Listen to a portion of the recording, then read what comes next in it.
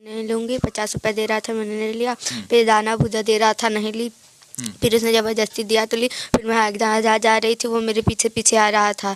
और फिर उसके बाद एक अखाड़े मेरे को ले जा कर के बंदूक दिखा के कह रहा है कि अगर किसी को कुछ बोली तो तुमको बंदूक से मार देंगे। अच्छा, ऐसा साधु बोला? तो आपको क्या बंदूक दिखाया और क्या बोला आपको? कहा कि अगर किसी को कुछ बोली तो तुमको मार देंगे बंदूक से। अपना बेटे 12 साल के बाद इसकी माँ को ये पैदा हुई है। अच्छा बताओ, कितनों माँ हैं अपने बच्ची को बेच देंगे। कितनों 2-4 लड़की हो लेकिन अपनी बच्ची को कोई नहीं बेचेगा। ऐसा कोई कोटकरीदा होगा जो अपनी बच्ची को दे देगा। कहते हैं मतलब खाना वाना नहीं खाए थे, नहाए नहीं थे, बस ये सोच रहे थे कि मेरी बच्ची किस हाल में होगी, कैसे होगी और किसके हाथ लगेगी, कहाँ जाएगी। बस यही सोच कर हम दिन भर, मेरे ससुर एकदम विकलांग, वो भी नहीं खाए, परिवार वाले एकदम परेशान हो गए, इसकी माँ भी परेशान है। नमस्कार दोस्तों, मैं हूं ब्रजेश कुमार। दोस्तों, एक 12 साल की लड़की कुंभ मेला घूमने के लिए गई थी, लेकिन दोस्तों वहां पर भीड़ इतनी ज़्यादा थी कि वह लड़की अपने माता पिता से बिल्कुल बिछड़ जाती है। और दोस्तों पूरे 2 दिन तक कुंभ मेला में इधर से उधर भटकती रहती है। तभी दोस्तों एक साधु महात्मा उस लड़की के पास आते हैं और उससे बातचीत करते हैं। और जब दोस्तों उनको यह बात पता चलता है कि वो लड़के अपने घर वालों से आखिरकार बिछड़ गई है, तो दोस्तों वह साधु महात्मा न उस बच्ची को साध्वी बना देते हैं और दोस्तों अपने साथ अखाड़े में लेकर के बैठ जाता है। दोस्तों वो लड़की उस समय रोने लगती है, गिड़गिड़ाने लगती है और अपने घर जाने की गुहार लगाने लगती है। लेकिन दोस्तों वो साधु बाबा न उस लड़की को छोड़ता नहीं है, बल्कि दोस्तों अपने तंबू में ले जाकर के उसके साथ कुछ ऐसा कर देता है जिससे बारे में आप कभी सोच भी नहीं सकते हो। तभी दोस्तों एक व्यक्ति इस घटना की जानकारी आखिरकार पुलिस वालों को दे देता है और दोस्तों वो व्यक्ति पुलिस वालों से कहता है कि ना कि एक साधु बाबा है जो एक छोटी सी लड़की को बंधक बना करके अपने तंबू में रखा हुआ है और ना जाने उसके साथ आखिरकार क्या क्या कर रहा है।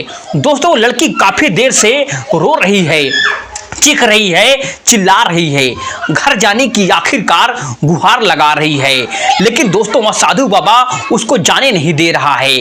अब दोस्तों जब यह बात वहां के प्रयागराज के दरोगा को पता चलती है तो दोस्तों वह दरोगा फिर जिनकी बड़ी बड़ी मूछें होती हैं और मूछें थी और वो अपनी टीम को लेकर के साधु महात्मा के तंबू में आखिरकार पहुंच जाता है।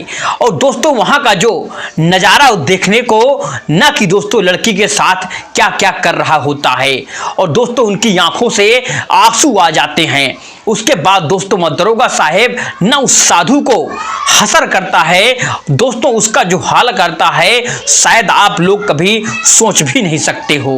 दोस्तों एक व्यक्ति की नज़र उस छोटी सी बच्ची पर आखिरकार पड़ जाती है। तो दोस्तों व्यक्ति जब उस आंशिका को देखता है तो उसको देख करके ऐसा लग रहा था जैसे दोस्तों उसका किसी ने आखिरकार अपहरण किया हो, उसे परेशान कर रहा हो और अपने घर जाने के लिए वह बिल्कुल परेशान हो। तभी दोस्तों वह व्यक्ति कुंभ मेला में रिपोर्टिंग कर रहा था और न्यूज़ रिपोर्टर था वह। जब दोस्तों उसके पास वह पहुंच जाता है, फिर संजय गिरी जो बाबा नाम होता है पास जब संजय गिरी बाबा से बातचीत करने लगता है रिपोर्टर और उनसे पूछने लगता है कि बाबा यह लड़की आपको कहाँ मिली है और आपके साथ यह आखिरकार क्या कर रही है। और दोस्तों जब अंशिका से यह पूछताछ किया जाता है तो दोस्तों अंशिका ना दोस्तों वो पूरे मामले के बारे में बता देती है और दोस्तों वहाँ पर दोस्तों ये बहुत बड़ा आखिरकार खुलासा भी होता है। दोस्तों मैं आपको बता दूं ना दोस्तों वहाँ पर खुलासा यह होता है कि जो संजय गिरी बाबा था वह दोस्तों लड़की को जबरदस्ती अपने साथ रखा हुआ था। और दोस्तों जब लड़की के माता पिता से यह बात किया जाता है कि रिपोर्टर जो था वहाँ पर वो फ़ोन मिला करके उससे दोस्तों बातचीत कराता है और किसी के माध्यम दोस्तों वह नंबर का आखिरकार व्यवस्था करता है।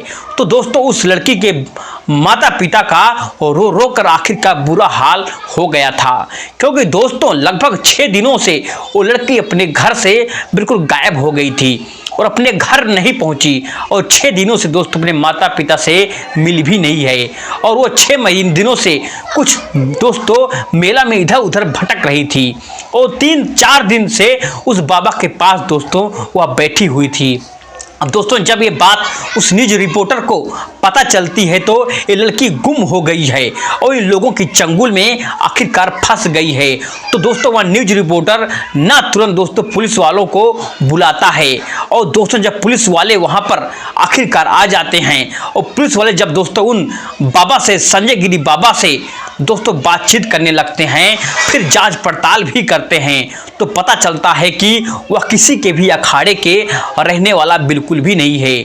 दोस्तों पुलिस वाले ना उस संजय गिरी बाबा को आखिरकार गिरफ्तार करते हैं और अपने साथ दोस्तों गाड़ी में बैठा करके उस बाबा को थाने में ले जा करके फिर दोस्तों उस बच्ची को उसके माता पिता से बात कराया जाता है और दोस्तों उसके माता पिता के हवाले आखिरकार उस बच्ची को कर दिया जाता है। दोस्तों मैं आप लोगों को बता दूं ना कि अभी कुछ दिन पहले ही एक माता पिता अपने 10 साल की बच्ची को साधु के हवाले छोड़ करके चले गए थे, उनको दोस्तों दान कर दिए थे।